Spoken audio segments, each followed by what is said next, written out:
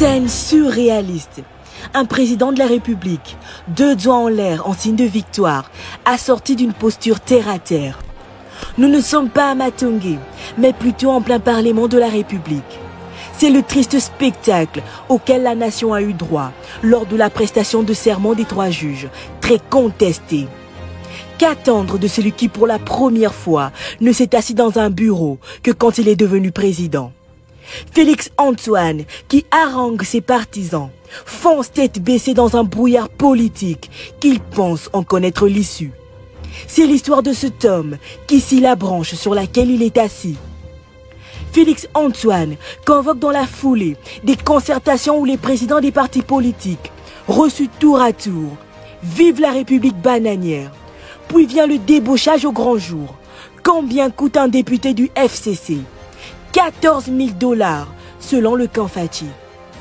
La corruption des alliés est devenue vouée à l'échec. Les députés FCC ont vite compris que le type ne pèse pas grand-chose. Les consultations ne sont qu'une distraction pure et simple. Malheur à cette partie des Kinois qui le suivent aveuglément.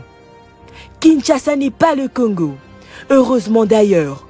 Tout ce qui se trame, c'est en fait l'arbre qui cache un échec patent.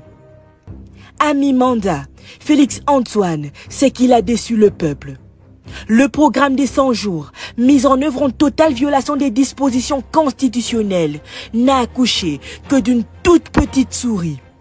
Les sauts de moutons, prévus pour 9 mois, ont consommé 2 ans.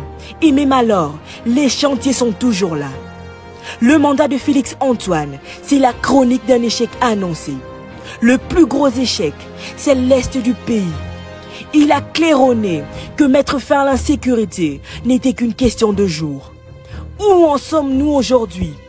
Mensonges et démagogie font partie de la recette du maître cuisinier, Félix Antoine. Les plus avisés ont d'ores et déjà compris que le chômage et la pauvreté ne prendront jamais fin sous l'ère Fathi. Malheur à ceux qui rêvent les yeux ouverts.